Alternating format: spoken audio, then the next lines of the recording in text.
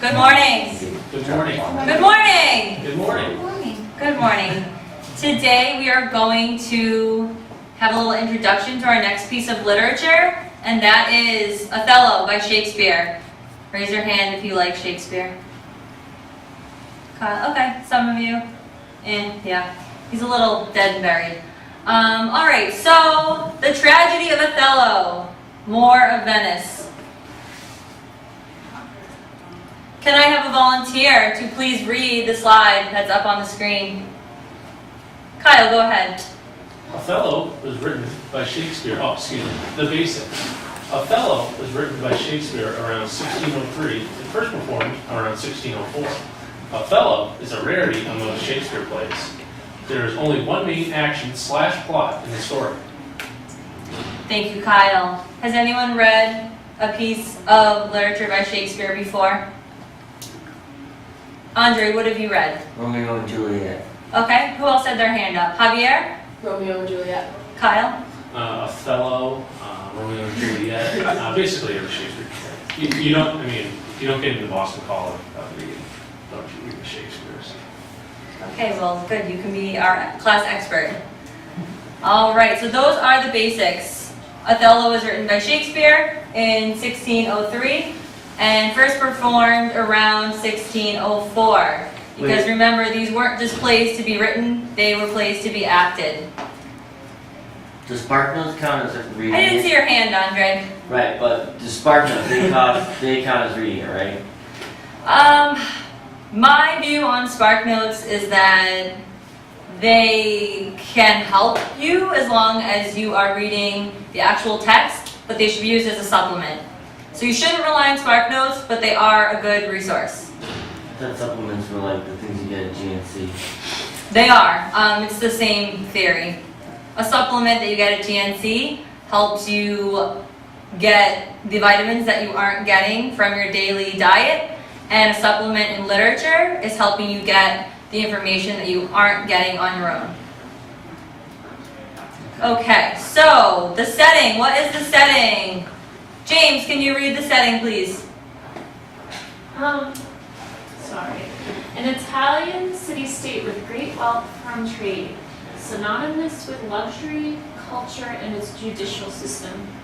For Elizabethan Italians were wicked, murderous, and morally loose. What does morally loose mean? Morally loose. Oh, God. I can answer that. Okay, go ahead, Kyle. Right. Morally loose, that means your morals might be kind of loose. Basically meaning that you're not that, to kind of dumb it down for you, it might be, you might not be that good of a person. Okay. Thank you, Kyle. Good explanation. Okay, so our setting in Act 1 is Venice. It's an Italian city-state with great wealth from trade. Why was Venice getting a lot of their economy from trade? Does anyone know? Imani. It's on the water. That's right, it's on the water. And here is a lovely visual. Venice. That is our setting for Act 1. How about Act 2 through 5? Can I have Javier read about Cyprus? Island near Turkey and Syria. Was annexed by Venice and conquered by the Turks in 1571. Ottomans/Ottomites refer to the Turks. So when you are reading Othello and they refer to Ottomans and Ottomites, what are they referring to? Or who are they referring to? Jane? The Turks. The Turks. Very good. Wait, I thought Ottoman was the bus driver in The Simpsons. No. Do you think that's where they came up with the name for Ottoman? No. You know who he is? And Andre, why don't you see if you can locate Cyprus on this map? It's right where it says Cyprus. Right where it says Cyprus.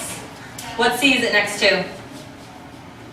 The Mediterranean Sea. Thank you very much. The Mediterranean Sea. So we are in Europe and the Middle East-ish. That looks like the Middle East. Keys to reading Shakespeare. Can I have a strong silent hand volunteer to read this lengthy slide? Kyle, go ahead. Keys to reading Shakespeare. Note that often the word order is out of whack, but that if you switch it around, the sentence may be logical. There's no period at the end of that. That's okay. Read complete sentences. Don't pause at the end of the line. The period, not complete sentence. Yeah. You must read the notes. If you are still confused, seek additional resources. Period. Read aloud. There's no exclamation point at the end. That's okay. Finally, try to gain an overall sense of what happens in each sentence. Don't get there should be a semicolon. Don't get stuck on each word. Period. So Kyle, as someone who has read a good amount of Shakespeare in your very short life, what are some tips that you would give to your classmates? I don't know. I mean, it's tough. I mean, for them, I don't know. I'm not sure. James, how about you? I'd say read line by line and slowly so that you can figure out what's going on. Thank you, James. Very good. Read aloud, read slowly, maybe read with a classmate. You can act out the characters, act out the scenes. Also, this is going back to the Spark Notes that Andre brought up. You must read the notes. So those are the footnotes in the margins or in the back of the text. So those will help you understand some of those references that you might not get on your own. You can also seek additional resources via Spark Notes. I would say don't use Wikipedia. Andre, yeah? Those notes are really distracting.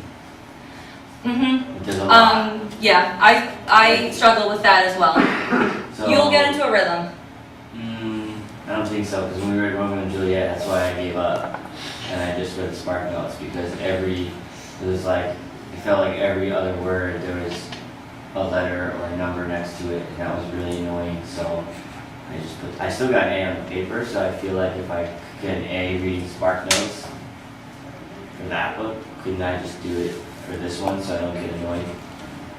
You're not really getting the genuine experience. I still got an A. Okay, well, you're not really getting the full, genuine Shakespearean experience. So what I would say for you, maybe go to the library or the bookstore and see if you can find a different edition. And if you still have a problem, then you can come talk to me. All right, so let's move on. So what are literary devices? Literary devices, anyone? Elise? Motives/repetition. Motifs. Round versus flat characters. Foiling. Irony. Dramatic. Verbal. Words are used to suggest the opposite of what they mean. Sarcasm. Double entendre, etc. Situational. An event occurs that directly contradicts the expectations of the characters, readers, or audience. Thank you. Okay, so motifs and repetition. Does anyone have thoughts on motifs? Does anyone know what motifs are? Kyle. Things on walls. It's like I don't know how to explain it to them, but it's like a common thing that you expect in a story. Like in this case, me giving you an apple, that's a common motif in maybe a class. No, that's just because your nose is getting browner every second. Andre, what about repetition? That's when you keep repeating something, like when you tell me I need to always raise my hand. That's right. Very good. We sound like broken records, don't we? All right, round versus flat characters. Let's try someone else. Anyone else have anything on round versus flat characters? What do you think a round character is? A big fat character? Yeah, the principal's round for sure. Okay. Well, this is round in the metaphorical sense. So, Elise, what do you got? Say that round, they're around more, the black characters are more just kind of comes bigly. Okay. Anyone else have something to add? Go ahead, Kyle. Round characters are more developed, but flat characters are like not that well developed at all. Okay, good. Which one are you? Good answers. Round. And irony. There are 3 types of irony. What are they, Andre? The one you do in the home improvement class. Then there is the one that happens in a certain situation. And then there is, hey Monty, what was that other one? In that movie we watched? The one my mom uses on my desk pen? No, we weren't talking about that, that's the one in the health class. Oh. There's a situation one, there's the one from health class. Jane? If you need help, it's right up on the slide. Those 3 Oh. bullet points. Sorry, I forgot what the last is. Dramatic and verbal. Thank you. Yeah, dramatic, verbal, and situational. So those are 3 types of irony to watch out for while you were reading Othello.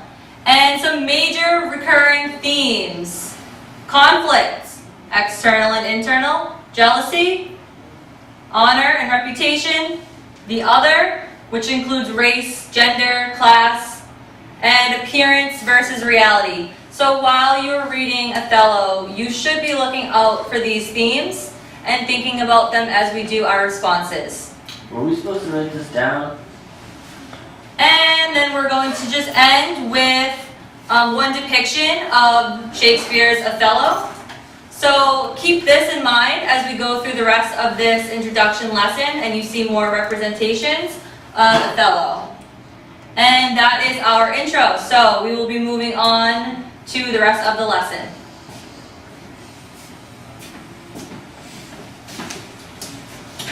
All right, class. So we ended